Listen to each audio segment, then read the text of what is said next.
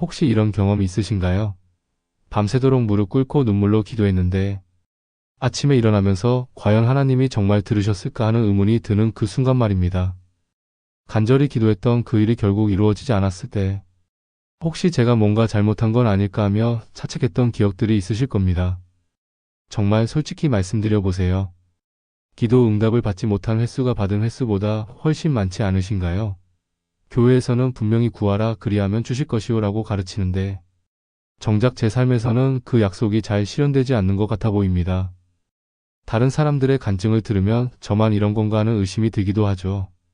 저는 지난 15년간 신앙생활을 하면서 이 문제로 정말 많이 고민했습니다. 새벽마다 일어나 기도했고 금식 기도도 수없이 했지만 제 기도는 천장을 뚫지 못하는 것 같았거든요.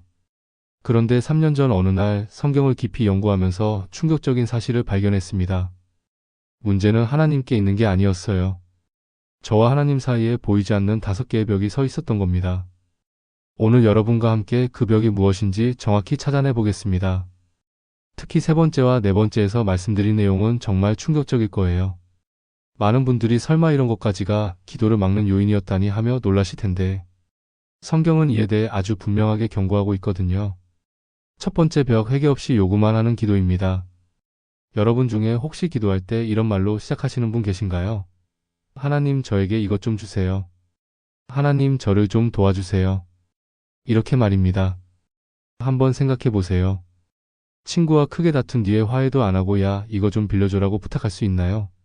당연히 어색하죠. 저는 2년 전에 32세 청년 한 분을 만났습니다. IT 기업에서 일하는 개발자였는데 승진을 위해 6개월간 매일 새벽 기도를 했다고 하더라고요. 하나님, 이번 승진만큼은 꼭 시켜주세요.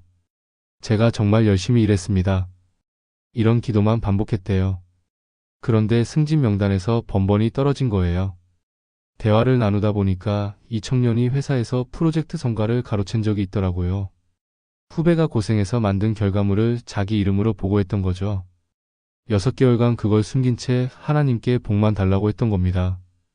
시편 66편 18절에서 다윗이 내가 내 마음에 죄악을 품으면 주께서 듣지 아니하시리로다라고 고백한 그 말씀이 바로 이 청년에게 적용되고 있었어요. 제가 그 청년에게 먼저 후배에게 사과하고 진실을 밝히라고 권유했습니다. 처음에는 경력에 타격이 올까봐 두려워했지만 결국 용기를 내서 상사에게 사실을 고백했어요. 놀랍게도 그 정직함을 인정받아서 3개월 뒤에 승진했습니다. 회개가 먼저였던 거예요. 이사야 59장 2절에서 너희 죄악이 너희와 너희 하나님 사이를 갈라놓았고 너희 죄가 그의 얼굴을 가려서 듣지 않으시게 함이니라고 명확하게 선언하고 있습니다.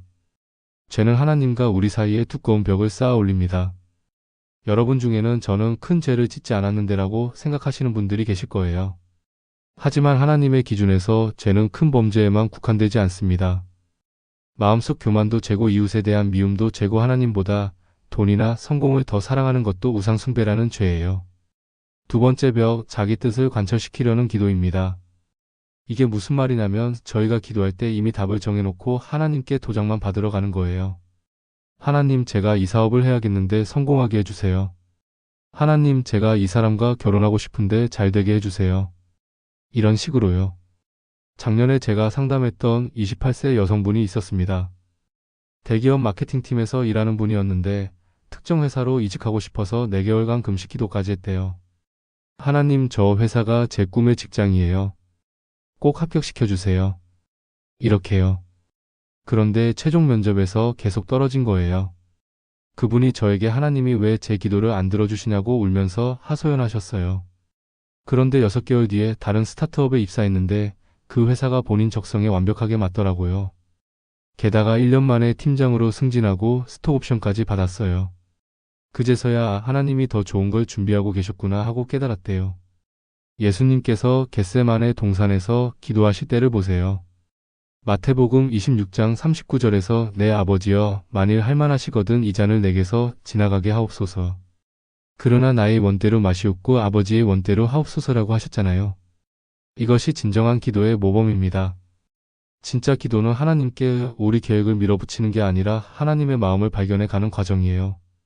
로마서 12장 2절에서 바울이 너희는 이 세대를 본받지 말고 오직 마음을 새롭게 함으로 변화를 받아 하나님의 선하시고 기뻐하시고 온전하신 뜻이 무엇인지 분별하도록 하라고 했잖아요.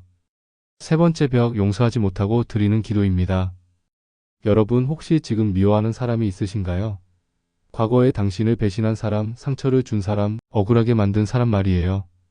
그런 사람 때문에 제 인생이 망했어라고 생각하면서도 동시에 하나님께는 복 달라고 기도하고 계시는 건 아닌가요? 저는 작년에 45세 여성 집사님을 만났습니다. 20년간 교회에서 정말 열심히 섬기시고 헌신하시는 분이었어요. 그런데 가정 문제가 계속 생기는 거예요. 남편과의 갈등, 딸의 우울증, 본인의 만성 질환까지 연달아서요. 하나님 왜 이렇게 기도하는데도 응답이 없습니까? 라고 눈물로 호소하시더라고요. 그런데 깊은 대화를 나누다 보니까 15년 전에 교회에서 자신을 중상모략한 권사님을 아직도 용서하지 못하고 계시더라고요. 기도할 때마다 그분 생각이 나서 가슴이 답답하고 화가 치밀어 오른대요. 밤에 잠을 자다가도 그때 일이 생각나서 깨는 적이 많다고 하셨어요. 마태복음 6장 14절부터 15절에서 예수님이 정말 강하게 말씀하셨어요. 너희가 사람의 잘못을 용서하면 너희 하늘 아버지께서도 너희 잘못을 용서하시려니와 너희가 사람의 잘못을 용서하지 아니하면 너희 아버지께서도 너희 잘못을 용서하지 아니하시리라. 제가 그 집사님께 먼저 용서하라고 권면했습니다. 처음에는 그분을 어떻게 용서해요? 라고 하시더라고요. 하지만 3주간 용서를 위해 기도하시면서 점점 마음이 바뀌기 시작하셨어요. 그리고 한 달 뒤에 그 권사님을 직접 찾아가서 먼저 미안했습니다. 라고 말씀드렸대요. 놀랍게도 그 권사님도 울면서 사과하시고 화해했거든요. 그 뒤로 신기하게 가정 문제들이 하나씩 해결되기 시작했어요. 남편과의 관계가 회복되고 딸의 우울증도 좋아지기 시작했고 본인의 건강도 개선되었습니다. 마태복음 18장에 나오는 1만 달란트 빚진 종 기억하시죠?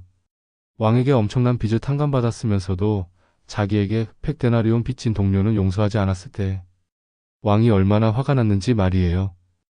용서하지 않는 마음은 독과 같아서 그걸 품고 있는 사람을 서서히 죽입니다. 네 번째 벽, 불안해서 같은 기도를 수백 번 반복하는 것입니다. 혹시 여러분도 이런 적 없으세요? 중요한 일 앞에서 같은 기도를 하루에 수십 번씩 하면서 혹시 하나님이 못 들으셨을까봐 걱정하는 거 말이에요. 저도 예전에 그랬거든요. 제가 아는 55세 어머니가 계세요. 아들 의대 입시 때문에 2년 내내 똑같은 기도만 했거든요. 하나님 우리 아들 꼭 의대 보내주세요. 하루에 몇십 번씩 이 기도만 반복하는 거예요. 새벽마다 산에 올라가서 통성 기도하시고 금식 기도도 수없이 하셨어요. 그런데 생각해 보세요. 하나님이 치매에 걸리신 분인가요?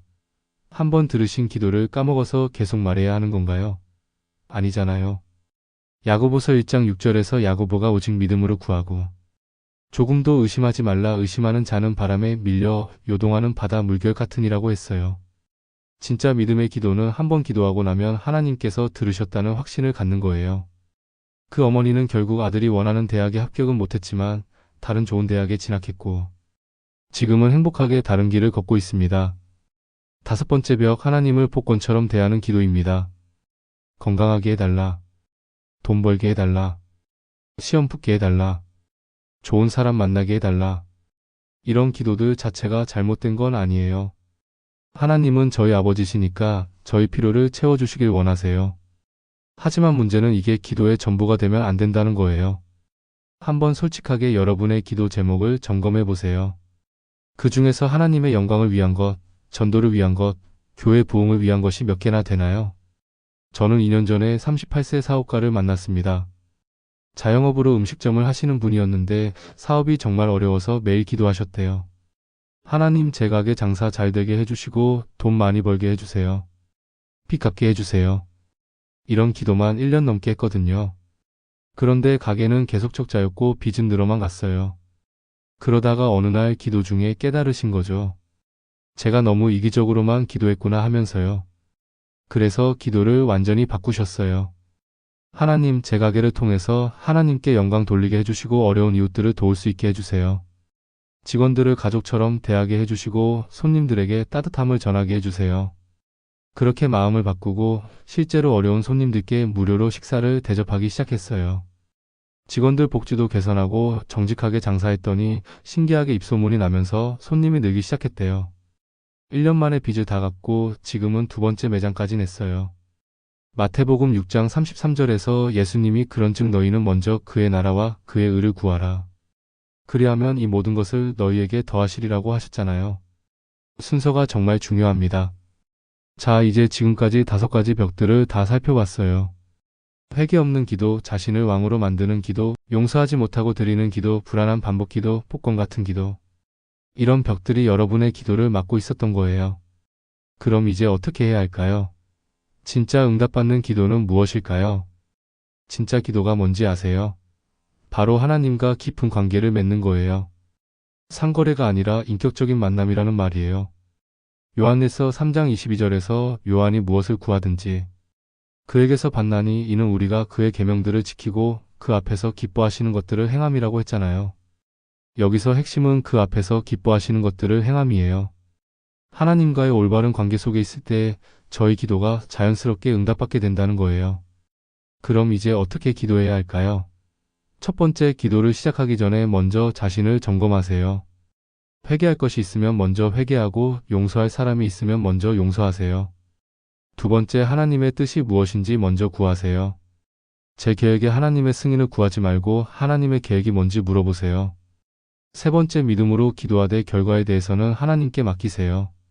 네 번째, 개인적인 필요보다는 하나님의 영광과 나라를 먼저 구하세요. 여러분, 저는 이 5가지 벽을 깨닫고 나서 제 기도 생활이 완전히 바뀌었습니다. 같은 내용을 기도해도 전혀 다른 느낌이었고 하나님이 정말 들고 계시다는 확신이 들기 시작했거든요. 지금도 기억나는 게 3년 전 제가 직장에서 큰 어려움을 겪을 때였어요. 부당한 대우를 받고 있었고 퇴사를 고민하고 있었죠. 처음에는 하나님 이 상황 빨리 해결해 주세요 라고만 기도했는데 아무 변화가 없었어요. 그런데 기도 방법을 바꿨습니다. 먼저 제 마음속에 있던 원망과 분노를 회개했고 저를 힘들게 한 사람들을 용서했어요. 그리고 하나님, 제 뜻대로 말고 주님의 뜻대로 하옵소서라고 진심으로 기도했습니다. 놀랍게도 2주 뒤에 상황이 완전히 달라졌어요. 제가 있던 부서가 구조조정되면서 오히려 더 좋은 부서로 발령이 난 거예요. 하나님께서 저보다 훨씬 더 좋은 계획을 갖고 계셨던 겁니다. 여러분도 지금부터 기도를 완전히 새롭게 시작하세요. 지금까지의 잘못된 기도 습관들을 하나님 앞에 고백하고 진심으로 회개하세요. 그리고 오늘부터는 하나님과의 깊은 교제를 추구하는 기도를 시작하세요. 그러면 여러분은 곧 놀라운 변화를 경험하게 될 거예요. 하나님께서 정말 살아계시고 여러분을 사랑하신다는 확신, 하나님께서 여러분의 기도를 들으시고 계시다는 평안, 그리고 하나님의 인도하심 속에서 살아가는 기쁨을 맛보게 될 거예요. 무엇보다 기도 자체가 짐이 아니라 특권이고 축복이라는 걸 깨닫게 되실 거예요. 하나님은 지금도 여러분과 대화하고 싶어 하세요. 여러분이 다가오기를 기다리고 계세요. 빌립보서 4장 19절에서 바울이 나의 하나님이 그리스도 예수 안에서 영광 가운데 그 풍성한 대로 너희 모든 쓸 것을 채우시리라 하고 약속했잖아요. 하나님은 분명히 저희 필요를 채워주세요. 오늘부터 진짜 기도를 시작하세요. 여러분의 인생이 완전히 달라질 거예요. 저처럼 기도 응답의 기쁨을 누리시는 여러분이 되시길 주님의 이름으로 축복합니다. 오늘 이 영상이 도움이 되셨다면 구독 버튼과 좋아요 꼭 눌러주시고요. 알림 설정까지 해주시면 앞으로도 여러분의 신앙생활에 실제적인 도움이 되는 좋은 콘텐츠로 찾아뵙겠습니다. 여러분의 기도 생활이 새로워지고 하나님과 더 깊은 관계를 맺으시길 진심으로 기도합니다. 감사합니다.